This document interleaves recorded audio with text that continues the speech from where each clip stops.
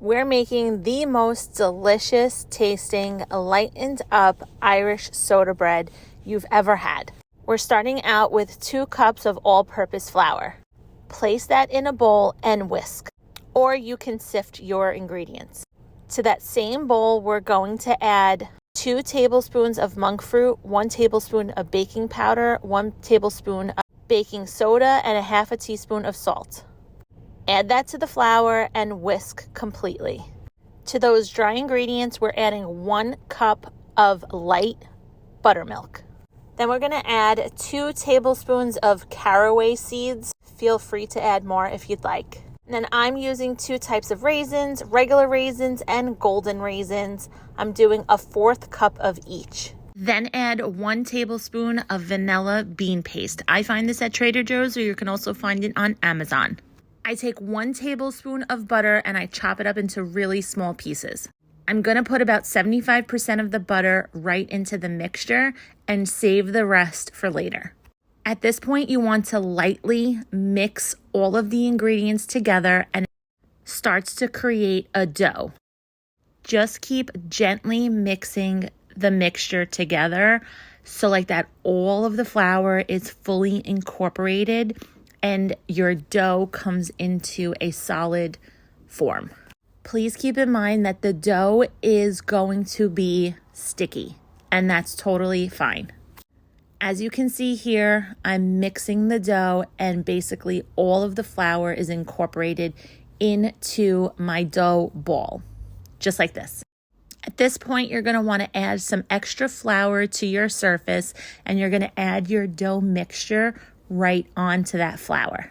And this is kind of where you're going to have to use some of your own skills to kind of just play around with the dough, add some flour to your fingers so the dough doesn't stick, and just gently move the dough around. It does not have to be flattened with a rolling pin or anything like that. You just want to work the dough because that butter is in the mixture, and what you want is for it to melt as it is baking. That is the key thing that keeps your bread super moist and delicious. So at this point is where I'm preparing to flatten out the dough just a little bit, and this is where the rest of that butter comes into play.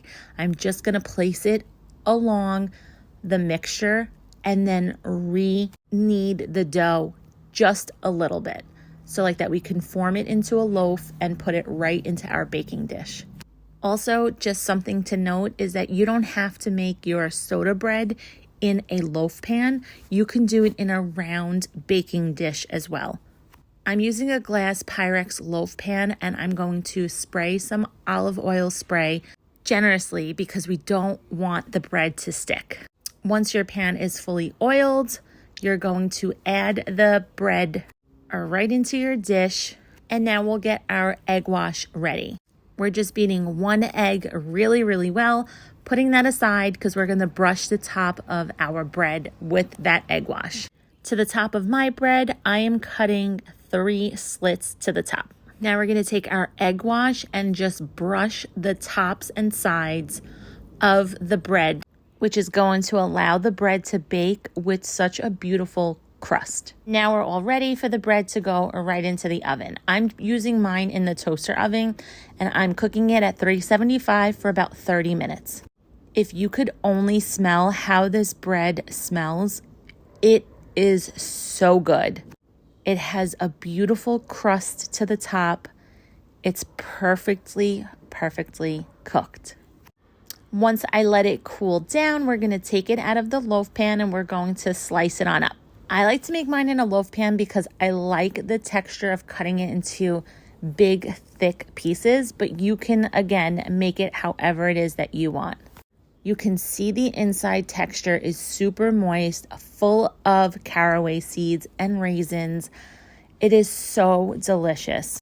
This recipe has totally changed my mind about Irish soda bread. I grew up for years never thinking that I liked it, but I just never liked the dryness of Irish soda bread until I was able to create my own recipe, and to me, it tastes more like a dessert. Look how decadent, super moist, and delicious this looks. I hope you make it, and I hope you enjoy it for years and years to come. Bye.